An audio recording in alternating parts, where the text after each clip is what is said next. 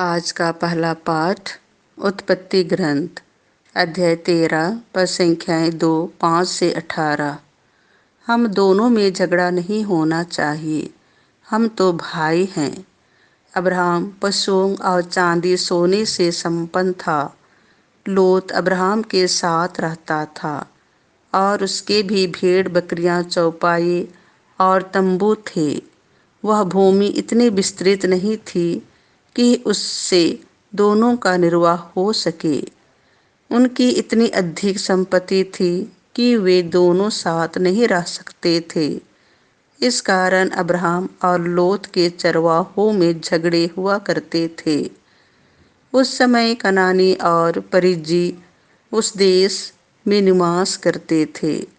इसलिए अब्राहम ने लोत से यह कहा, हम दोनों में, मेरे और तुम्हारे चरवाहों में झगड़ा नहीं होना चाहिए, क्योंकि हम तो भाई हैं।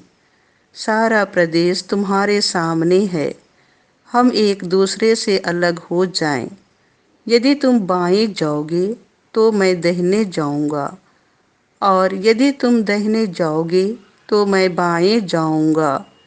लोत ने आंखें उठाकर देखा कि प्रभु की वाटिका तथा मिस्र देश के सदृश समस्त यरदन नदी की घाटी सोआर तक अच्छी तरह सींची हुई है। उस समय तक प्रभु ने सोदोम और गोमरा का विनाश नहीं किया था। इसीलिए लोत ने यरदन नदी की समस्त घाटी चुनी। वह पूर्व की ओर चला गया और इस प्रकार दोनों अलग हो गए। अब्राहम कनान की भूमि में रह गया। लोत घाटी के नगरों के बीच बस गया और उसने सोदोम के निकट अपने तंबू खड़ा कर दिए। सोदोम के निवासी बहुत दुष्ट और प्रभु की दृष्टि में पापी थे। जब लोत चला गया तो प्रभु ने अब्राहम से यह कहा, तुम आंखें ऊपर उठाओ और जहाँ खड़े हो वहाँ से उत्तर और दक्षिण, पूर्व और पश्चिम की ओर दृष्टि दौड़ाओ। मैं यह सारा देश जो तुम्हें दिखाई दे रहा है, तुम्हें और तुम्हारे वंशजों को प्रदान करूँगा। मैं तुम्हारे वंशजों को पृथ्वी की धूल की तरह असंख्य बना दूँगा।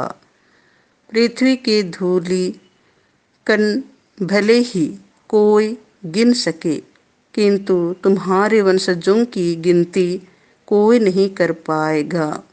चलो इस देश में चारों ओर घूमने जाओ, क्योंकि मैं इसे तुमको दे दूंगा। अब्राहम अपना तंबू उखाड़कर हेब्रोन में मामरे के बतूल के पास बस गया और उसने वहाँ प्रभु के लिए एक वेदी बनाई। यह प्रभु की वाणी है।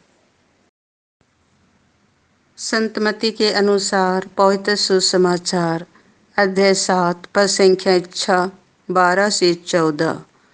दूसरों से अपने साथ जैसा व्यवहार चाहते हो, तुम भी उनके साथ वैसा ही किया करो।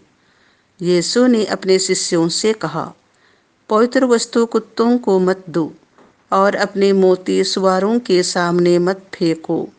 कहीं ऐसा ना हो कि वे उन्हें अपने पैरों तले कुचल दे और पलटकर तुम्हें फाड़ डाले।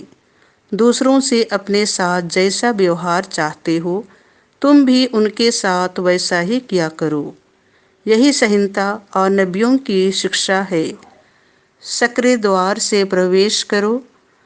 चौड़ा है वह फाटक और विस्तृत है वह मार्ग जो विनाश की ओर ले जाता है। उस पर चलने वालों की संख्या बड़ी है, किंतु सकरा है वह द्वार और संकीर्ण है वह मार्ग जो जीवन की ओर ले जाता है। जो उसे पाते हैं उनकी संख्या थोड़ी है।